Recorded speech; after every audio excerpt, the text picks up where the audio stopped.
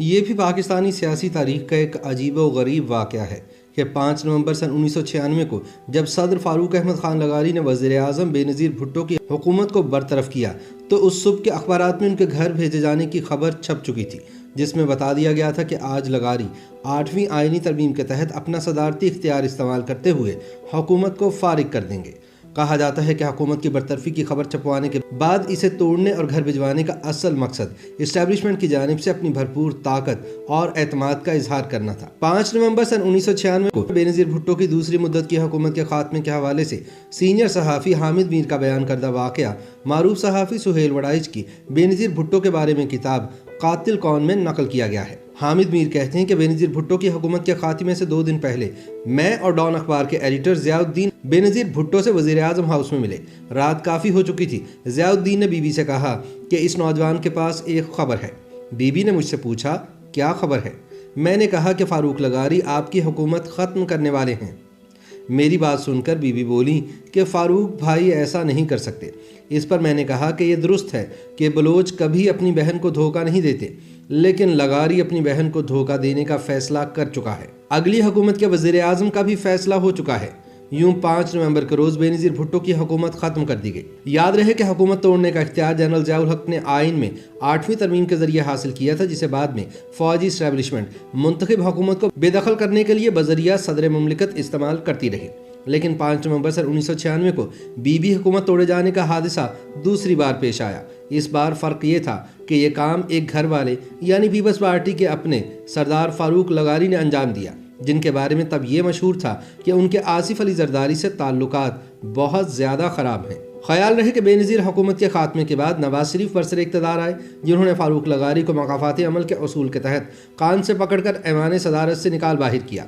लेकिन बादशाह नवाज शरीफ सन 1999 में जनरल मुशर्रफ के हाथों इक़्तिदार से बेदखल हो गए। ये भी एक दिलचस्प बात है कि 5 नवंबर सन 1996 के रोज़ जब बेनज़ीर भुट्टो की हुकूमत तोड़ी गई तो अमरीका में सदारती इंतखाबात के लिए वोट डाले जा रहे थे। ऐसे में अलसुबह बेनज़ीर भुट्टो की ऐवान इक़्तिदार से रुखसती की खबर ने हलचल मचा दी। सदर लगारी की जानिब से उस दिन के इंतखाब में शायद ये उनसर भी कार फरमा था कि दुनिया भर के जमहूरी और इबलागी इदारों की नज़रें अमरीकी इंतखाबात के नताइज पर लगी हुई थी। पाकिस्तान में कई माह से पै दर पै पेश आने वाले वाक़यात से सियासी हालात के नबज़शनास तज्ज़ियाकारों को किसी ड्रामाई तब्दीली के आसार नुमायाँ होते महसूस हो रहे थे, मगर अवाम की गालिब अक्सरियत के लिए असम्बलियों की रुखसती की खबर धमाके से कम ना थी। इसकी वजह यह नहीं थी कि 6 बरस में तीसरी हुकूमत थी जो आइन की दफ़ा 58 2B का निशाना बनी थी। इस फैसले में हैरत का पहलू सदर फारूक लगारी के हाथों अपनी पार्टी और कायद की हुकूमत का खात्मा था।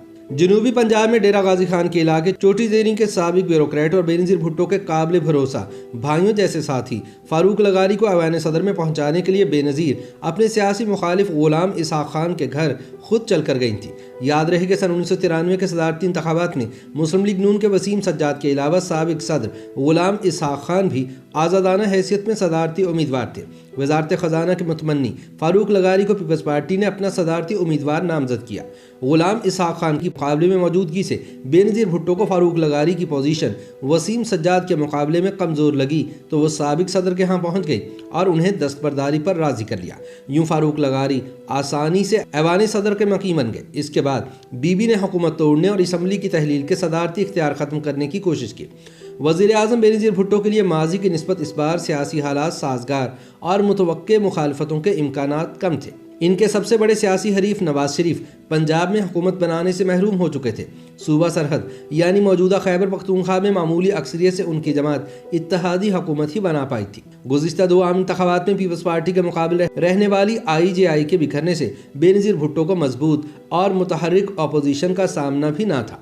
सबसे बढ़कर आर्मी चीफ अब्दुल वहीद काकड़ के साथ गुज़िश्ता हुकूमत में सर उठाने वाले सियासी बहरान के हल के दौरान एतबार और ताउन का ताल्लुक उस्तवार हो चुका था। माजी में ताकत के दूसरे बड़े सतून अदलिया से शाकी रहने वाली बेनज़ीर भुट्टो के लिए इक़्तिदार के पहले साल ही अपनी मर्जी का चीफ जस्टिस लगाने के इम्कानात पैदा हो गए थे। यूँ 5 जून सन 1994 को 2 सीनियर जजेस पर सज्जाद अली शाह को तरजीह देकर चीफ जस्टिस पाकिस्तान बना दिया गया। ताहम पीपल्स पार्टी की हुकूमत का 1 साल भी पूरा ना हुआ था कि अपोजिशन लीडर नवाज शरीफ ने इसके खिलाफ तहरीक निजात का आगाज़ कर दिया। इस दौरान पूरे मुल्क में हुकूमत मुखालिफ रैलियां और कराची से पिशावर तक ट्रेन मार्च किया गया। इस कबल वक्त एहतजाज की वजह सूबा सरहद के वज़ीर आला पीर साबिर शाह की हुकूमत का खात्मा था। नई वफाकी हुकूमत ने 4 माह बाद ही सूबा सरहद में आर्टिकल 234 के तहत गवर्नर राज लगाकर मुस्लिम लीग नून और ANP की मखलूत हुकूमत को मुअत्तल कर दिया। सूबाई असम्बली में हंगामा खेज वाक़यात और हॉर्स ट्रेडिंग के बदतरीन इल्ज़ामात की बौछार के दौरान आफ्ताब अहमद खान शेरपाव पीपल्स पार्टी के वज़ीर आला बन गए। मुल्क के सबसे बड़े सूबे पंजाब में भी एक बरस बाद ऐसी ही सूरत हाल पैदा हो गई, जहाँ पीपल्स पार्टी की मुस्लिम लीग जुनेजो के साथ इत्तेहादी हुकूमत कायम थी। 1995 में वज़ीर आला मंजूर वट्टू के इंतज़ामी और सियासी फैसलों से नाला पीपल्स पार्टी की वफाकी हुकूमत ने यहाँ भी आर्टिकल 234 के तहत सूबाई हुकूमत मुअत्तल करके गवर्नर राज नाफिज कर दिया। इस दौरान जोड़ तोड़ से सरदार आरिफ नकई को वज़ीर आला बनाया गया और मंजूर वट्टू ने लाहौर हाई कोर्ट से रुजू किया। 1 साल बाद अदालत ने मंजूर वट्टू की हुकूमत बहाल कर दी। विफाक ने सुप्रीम कोर्ट में अपील की, मगर इसी दौरान ही कौमी असम्बली की तहलील की वजह से सूबाई असम्बली भी कुछ दिनों में तोड़ दी गई। इस दौरान आर्मी चीफ अब्दुल वहीद काकड़ की सन 1995 के अवाखिर में रिटायरमेंट के बाद जनरल जहांगीर करामत फौज के नए सरबराह बने। सुहेल बड़ाइच अपनी किताब में बेनज़ीर भुट्टो से अपनी मुलाकातों के हवाले से लिखते हैं कि इस दौरान बेनज़ीर भुट्टो ने उन्हें बताया कि जहांगीर करामत पेशावर सिपाही थे जिनसे मुझे कोई गिला नहीं। उन्होंने अपनी ड्यूटी के मुताबिक मुझे बताया कि सदर फारूक अहमद खान लगारी मुझसे खुश नहीं है, लेकिन जब मैं फारूक लगारी से मिली उन्होंने इस बात का एहसास तक नहीं होने दिया। ताहम सदर लगारी के बदलते तेवर और इरादे बेनज़ीर भुट्टो के लिए खुशकुन न थे। इस दौरान मार्च सन 1996 में सुप्रीम कोर्ट के जजिस केस के फैसले ने उनकी सियासी और इंतज़ामी मुश्किलात बढ़ा दी। अब ऐवान सदर के साथ साथ ऐवान अदल के सरबराह के साथ भी उनकी चपकलिश का आगाज़ हो गया था। पीपल्स पार्टी की हुकूमत पर सबसे ज़्यादा तनकीद अदलिया में की गई तकर्रियों में अकरबा परवरी और मेरिट की पामाली पर हुई।